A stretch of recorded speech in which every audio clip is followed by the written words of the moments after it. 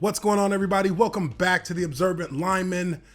Wow, some big news dropping in the NFL. Clinton Portis among 10 ex-NFL players charged with defrauding the healthcare reimbursement program from the NFL.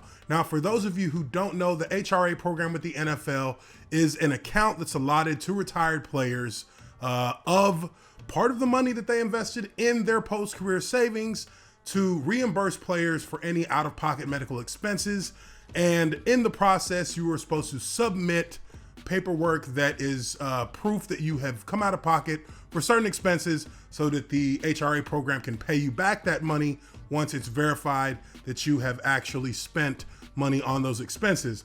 These former players have been charged in two separate indictments with conspiracy, wire fraud, and healthcare fraud for submitting fraudulent claims to the healthcare plan for expensive medical equipment that was never purchased and never received. The cases have been indicted in Lexington in the Eastern District of Kentucky. The charges we're announcing today are merely allegations, and each of the defendants is presumed innocent until proven guilty beyond a reasonable doubt in a court of law. Former Denver Broncos and Washington running back Clinton Portis is one of 10 former NFL players facing charges of defrauding a health care program intended for retired players. The Washington Post reported the news Thursday, noting the Department of Justice charged Portis, Carlos Rogers, Robert McCoon, John Eubanks, Tamarick Vanover, Ciandris Brown, James Butler, Frederick Bennett, Correll Buckhalter, and Ettrick Pruitt with defrauding the program of almost $4 million. That's a huge amount of money, folks. $4 million is a sign that this was an intentional scheme that was set up, and that's what the Department of Justice is trying to prove here. Portis, along with these 9 other NFL players, had an intricate scheme in which they recruited other retired players and offered them money in return for allowing them to submit fraudulent claims, of which they would get a part of that kickback money from the claim once it was paid out. It says here the DOJ plans to charge Joe Horn and Reese Caldwell with conspiracy to commit healthcare fraud as well.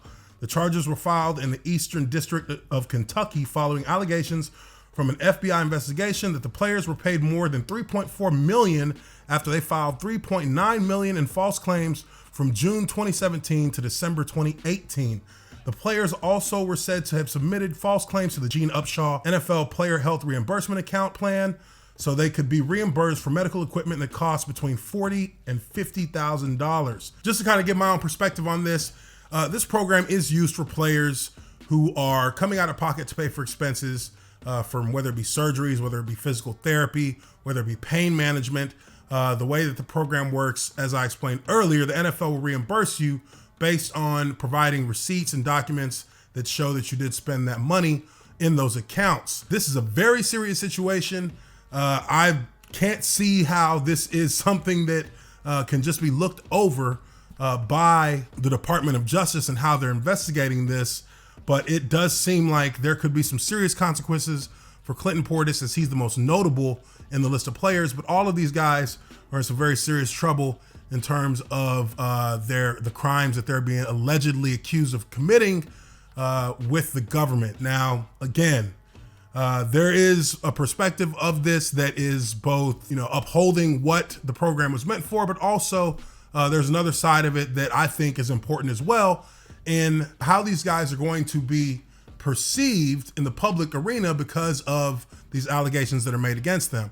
Now, a lot of these players obviously dealing with financial issues, needing to get their hands on some money quick, probably fell prey to this kind of scheme and were willing to join in to try and get the most that they could as quickly as they could in order to try and stem the current financial situation that they're in.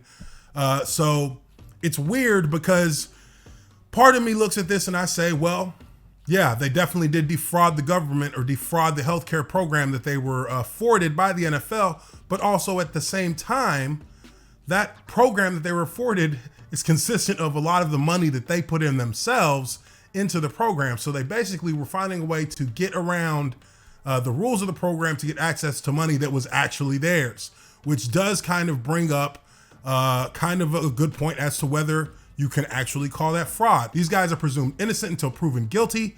And based on what we know, while it doesn't look good for Portis and the others who were involved in this scheme, they may have an argument to put up as to why that happened. Now, in response to these allegations, Clinton Portis' attorney released the following statement.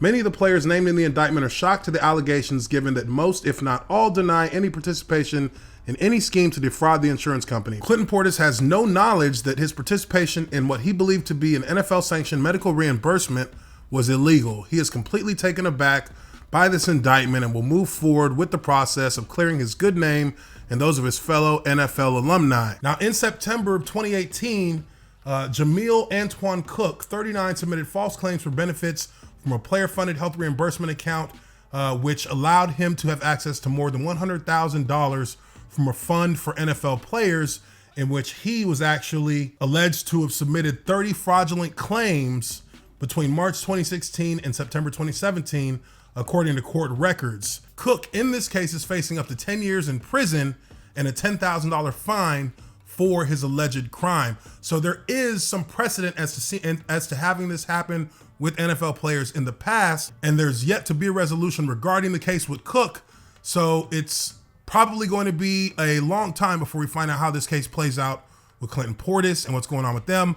I feel like it's a tough situation for those guys, but also at the same time, to a certain extent, you do have to follow the rules that are given when you have access to that HRA plan. I'll keep you guys updated as new information occurs with this situation with Clinton Portis. But tell me what you guys think. Leave your comments down below. Hit the like button if you like this video. Subscribe to The Observant Lineman. I will catch you guys on the next video. Peace.